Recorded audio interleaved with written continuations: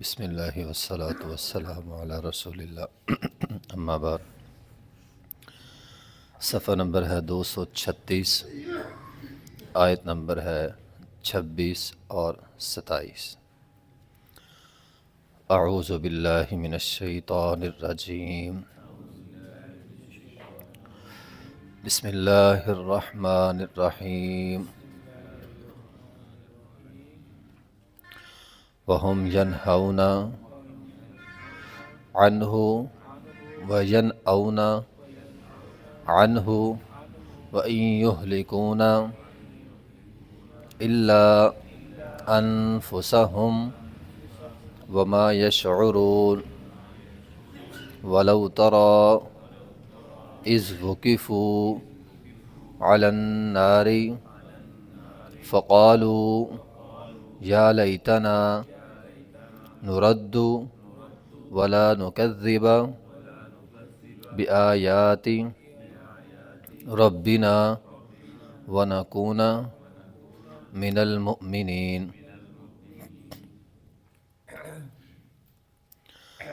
وَهُمْ يَنْهَوْنَ عَنْهُ، اور وہ روکتے ہیں اس قرآن سے، وَيَنْأَوْنَ عَنْهُ، اور دور کرتے ہیں اس قرآن سے، وَإِنْ يُهْلِكُونَ، نہیں وہ ہلاکت میں ہیں، إِلَّا أَنفُسَهُمْ، نہیں وہ ہلاکت میں ڈالتے مگر اپنے آپ کو، وَمَا يَشْعُرُونَ، اور انہیں اس بات کا شعور بھی نہیں ہے، وَلَوْ تَرَى، اور اگر آپ دیکھیں ان لوگوں کو، اِذْ وُقِفُوا عَلَى النَّارِ، جب وہ کل قیامت کے دن جہنم کی آگ میں کھڑے ہوں گے، فقالوا، اس وقت کہیں گے، یا لیتنا، ہائے افسوس ہمارے لیے، نرد، نہ ہم لوٹتے، ولا نکذب، اور نہ ہم جھٹلاتے، بآیات ربنا، اپنی رب کی آیات کو، ونکون من المؤمنین، تو ہم مومنوں میں سے ہو جاتے۔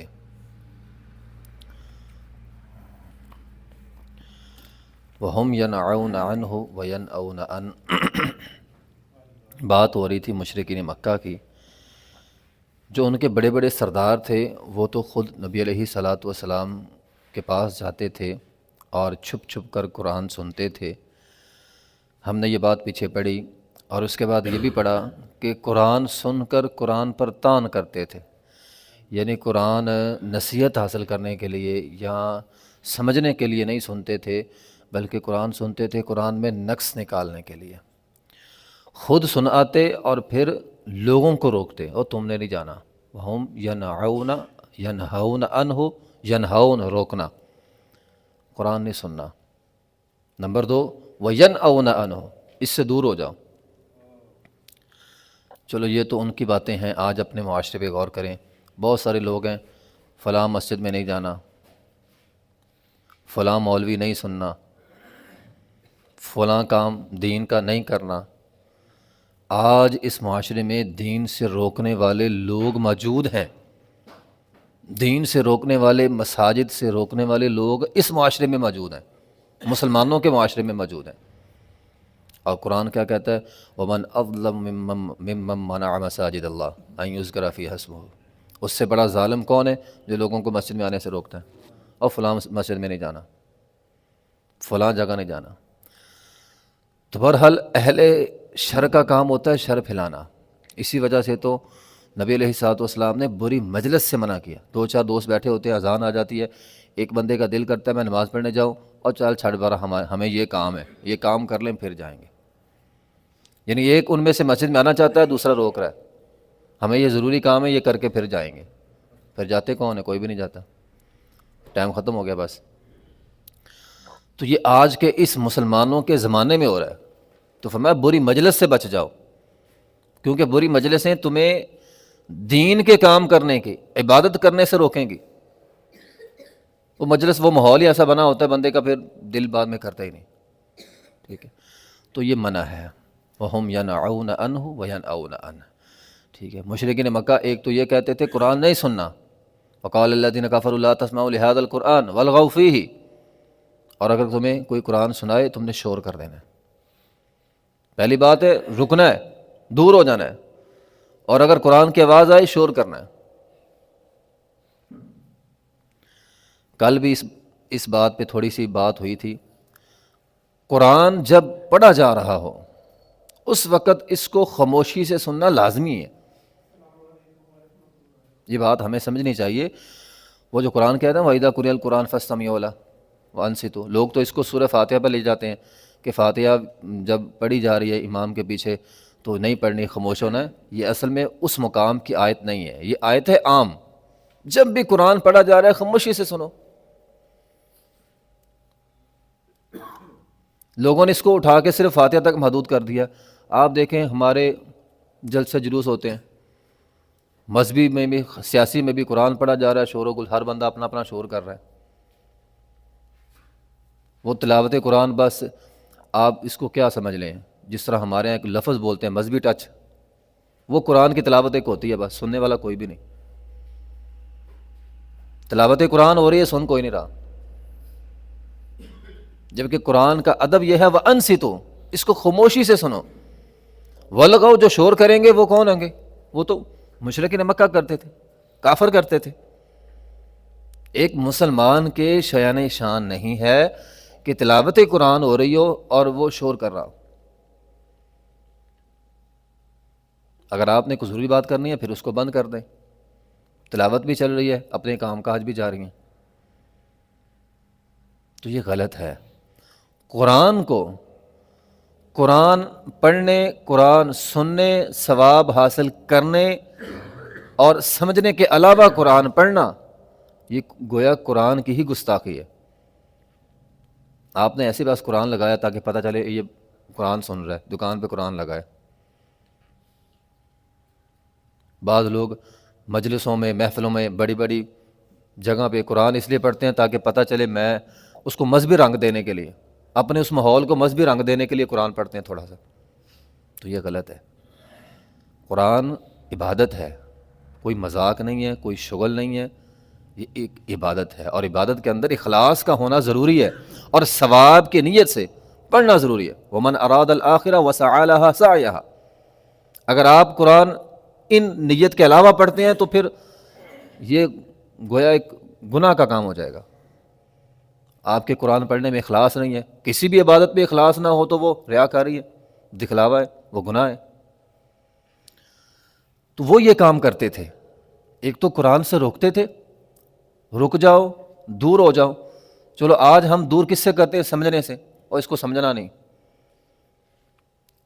بلکہ اگر میں آپ کے سامنے محدثین کی باتیں کروں، محدثین کرام اس بات کو پسند نہیں کرتے تھے کہ سارا زور کسی مخصوص آواز میں لگا دیا جائے. یا جس طرح ہمارے ہاں مصری کاری پڑھتے ہیں، وہ اس کو پسند نہیں کرتے تھے. یہ جملہ شاید بولنے میں، سننے میں بڑا مشکل ہے، لیکن وہ پسند نہیں کرتے تھے. وہ کہتے تھے کہ یہ سارا زور اسی کام پہ لگا رہا ہے، سمجھ نہیں رہا. مخصوص انداز بنانے میں سارا زور لگا دیا، سمجھ ہے کو نہیں، نہ پڑھنے والے کو نہ سننے والے کو، اور نہ ہی سمجھنا مقصد ہے. مقصد ایک مخصوص آواز نکالنا ہے، تو اسی پر ساری محنت ہوتی ہے. تو وہ ان چیزوں کو پسند نہیں کرتے تھے. وہ کہتے تھے قرآن پڑھو اور قرآن کو سمجھو. قرآن سمجھنے کے لیے اور قرآن عمل کرنے کے لیے آیا. تو یہ قرآن کا ادب ہے، یہ ہمیں سمجھنا چاہیے. تو قرآن ایک عبادت ہے، اور عبادت کے اندر اخلاص کا ہونا، آخرت کی نیت ہونا یہ ضروری ہے. ورنہ اگر قرآن کو، یہ تو ایسا ہی ہوگا جیسے ہم مذاق کے طور پر قرآن پڑھ رہے ہیں، تو یہ غلط ہو جائے گا. وَهُمْ يَنْهَوْنَ عَنْهُ، وہ روکتے ہیں اس قرآن سے. وَيَنْأَوْنَ عَنْهُ، دور کرتے ہیں. ٹھیک، کسی کو قرآن سمجھ نہ آ جائے تو قرآن سمجھنے سے کسی کو دور نہیں کرنا چاہیے. وَإِن يُهْلِكُونَ إِلَّا أَنفُسَهُمْ وَمَا يَشْعُرُونَ، وَإِن يُهْلِكُونَ إِلَّا أَنفُسَهُمْ. اللہ تعالیٰ فرماتے ہیں وہ اپنے آپ کو ہلاک کر رہے ہیں، انہیں سمجھ بھی نہیں ہے. ایسے لوگ جو یہ کام کرتے ہیں آج دنیا میں، تو کہتے ہیں نا یہ تو بہت اچھا کام ہے. وَلَوْ تَرَىٰ إِذْ وُقِفُوا عَلَى النَّارِ، اللہ تعالیٰ فرماتے ہیں اگلی آیت میں، اے پیغمبر آپ ان کو دیکھیں گے جب یہ جہنم کے اوپر کھڑے ہوں گے. فَقَالُوا يَا لَيْتَنَا، فَقَالُوا، یہ کہیں گے ہے افسوس، نُرَدُّ، اے کاش ہمیں لوٹا دیا جائے. 3 حسرتیں کریں گے وہاں جہنم کی آگ پہ کھڑے ہو کے. پہلی حسرت نُرَدُّ، اے کاش ہمیں لوٹا دیا جائے، ہم دنیا میں واپس چلے جائیں. وَلَا نُكَذِّبَ بِآيَاتِنَا، ہم یہ کام نہیں کریں گے، ہم قرآن سے کسی کو نہیں روکیں گے. ٹھیک ہے. وَنَكُونَ مِنَ الْمُؤْمِنِينَ، اور ہم پکے ٹھکے مومن بن جائیں گے، سچے مومن بن کے آئیں گے. 3 خواہشات وہاں پہ کھڑے ہو کر کریں گے، لیکن ان کی کوئی خواہش جو ہے وہ قبول نہیں کی جائے گی۔ اسی لیے تو قیامت کا دن یوم الحسرہ ہے، بندے کو حسرت ہی رہ جائے گی، میں کاش میں واپس چلے جاؤں، میں صحیح طور پر قرآن پڑھوں۔ میں نے قرآن کو مذاق بنایا، میں نے قرآن کو ڈھال بنایا، میں نے قرآن کو مذہبی ٹچ کے طور پر استعمال کیا، میں نے قرآن کو مذہبی ماحول بنانے کے لیے استعمال کیا، قرآن کو بطور اداکاری کے استعمال کیا، قرآن کو بطور قسم کے استعمال کیا، قرآن دے کر اپنی وہ کہتے ہیں بچیوں کو الوداع کیا۔ لوگ نکاح پڑھاتے ہیں ساتھ قرآن، تجھے قرآن کا واسطہ ہی واپس نہ آئی، یہ کیا چیز ہے ابھی؟ یہ ہمارے اس معاشرے میں ہو رہا ہے، لوگوں نے قرآن کو ان چیزوں کے لیے رکھا ہوا ہے۔ بیٹی گھر سے روانہ کرنی ہے، اس کے سر پہ قرآن رکھ دو، اور یہ کیا ابھی؟ یہ ساری چیزیں غلط ہیں۔ قرآن ان چیزوں کے لیے نہیں آیا، قرآن پڑھنے کے لیے آیا، قرآن سمجھنے کے لیے آیا، قرآن پہ عمل کرنے کے لیے آیا۔ یہ جو ہمارے ہاں رسمی رواجی یا اس طرح کی چیزیں ہیں، ان چیزوں کے لیے قرآن نہیں آیا۔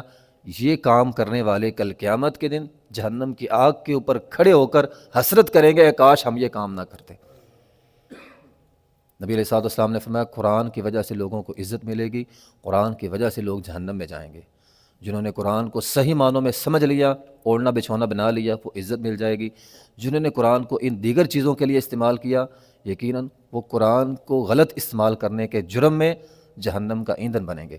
تو اس لیے ہمیں قرآن صحیح طور پر پڑھنا، سمجھنا اور اس پر عمل کرنا چاہیے۔ وآخر دعوانا الحمدللہ رب العالمین۔